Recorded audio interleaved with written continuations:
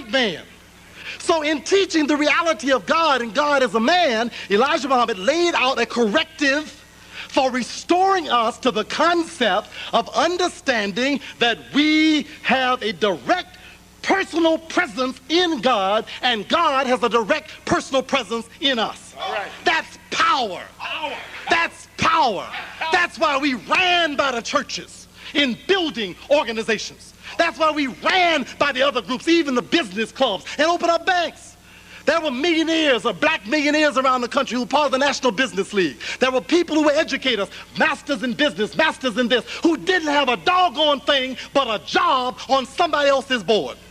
And I'm talking about, when I say we, I don't mean me, because I'm talking about prior to people like me getting there. These were people who had been junkies, recidivist criminals, in and out, in and out, in and out, in and out, in and out, had been prostitutes on the streets, drunks, had used every drug they could come up with and invented a few themselves, had undermined and shot and hurt African people left and right, and in spite of that, they were able to change and own a bank, own a major manufacturing system, own a major distribution system. Any city you went into, say, show me Shabazz Bakery, and you know you had some bad bean pies.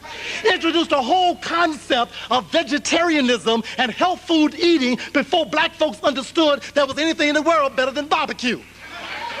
When we were still believing that a ham hock and some chitlins was the best that we could come up with, here's something: we had bean pies that taste good, better than potato pies, and better for you. These were the things that were possible in that kind of system, the reality of God. And then, I got to move fast, and then not only did we learn the reality of God, we also had to know the reality of what? The devil.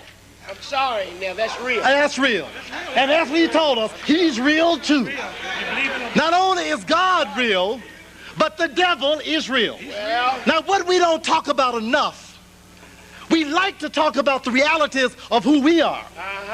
We don't like to talk about the realities of who they are. Now, the ancient principle of the Kemetic was that there was a dual principle. look at it. Seth and Osiris. All right. Horus and Seth in conflict with each other. Even though Seth and Osiris came from the same father, were of the same blood, were in fact twins, they were diametrically oppositional to each other. Hey. Now, in the Bible, we find that one of the highest angels, they say one of the archangels of heaven, who was like the big ruler, the bad boy in heaven, fell down to earth. Who else came to earth? Jesus, right? So the two ones who happened to show up on earth represented again the same dual forces face to face again. Look at it.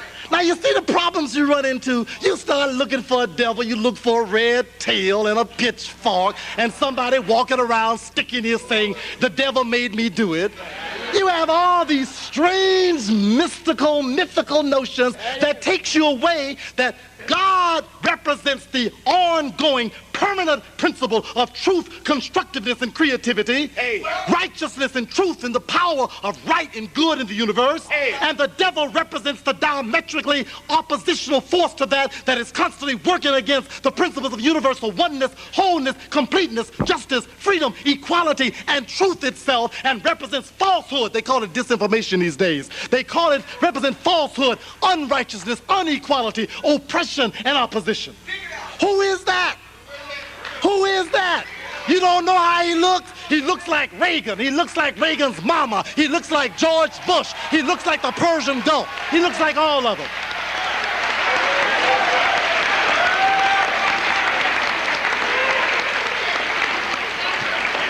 Now, your point may be, well, Akbar, that's reverse racism. Not you, but other folks out there. You know them kind of people. You ain't fooling me, some of you too. I know y'all. The reality of it is that you need to understand the qualities of the demonic mentality so that you don't go to the devil expecting him to act like God. All right. Listen to me, listen to me, listen to me. There it is. One of the biggest sources of disappointment for us every day is we keep expecting European people to act like they are African people. We keep expecting God, the devil, to act like God. We keep expecting things out of them they're not capable of. Of course they're in the Persian Gulf. Of course they're going to send us.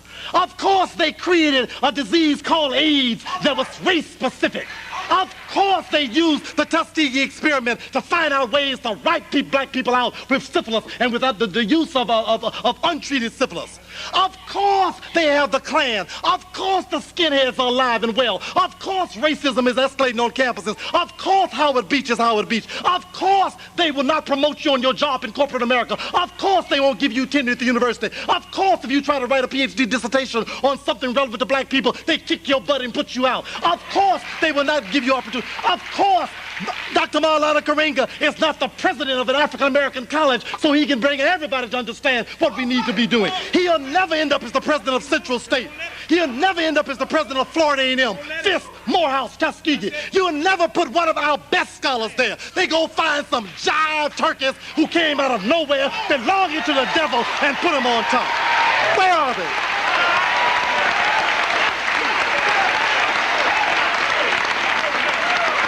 But look,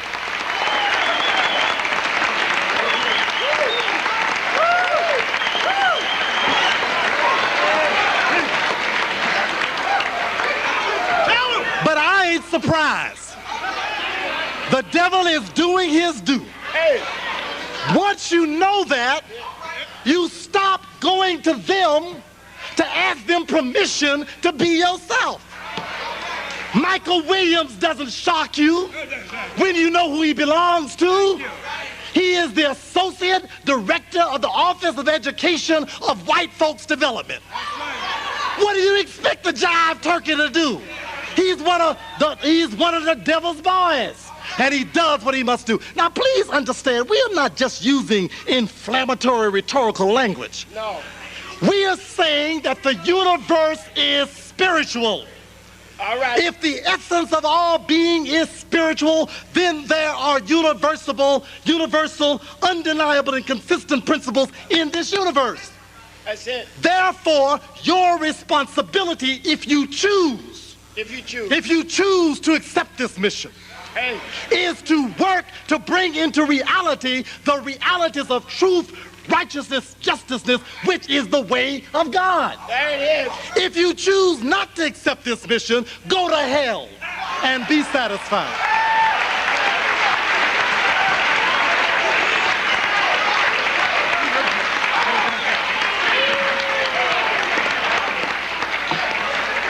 Well, Elijah Muhammad suggested that there's an orderly universe. The universe operates according to certain principles and laws. He says that the world works according to order. It rotates, the seasons move, the earth's speed, the speed of sound, the speed of everything follows an predictable order. So he brought to bear on science the reality of spirit. You can't have a serendipitous universe that's run by a rational, meaningful understanding and organized God. Once you know that nature and supernature run according to law, then your faith can be found in empiricism or in fantasy. Because in both the metaphysical and the physical, we find confirmation for the same one reality. As above, so below. So below, as above. So if the principles of gravity are unchangeable, if the body temperature of the human being falls within the range of 3 small degrees, otherwise you have chills or fever. If the heartbeat must stay within a limited range or you lose the power of the heart.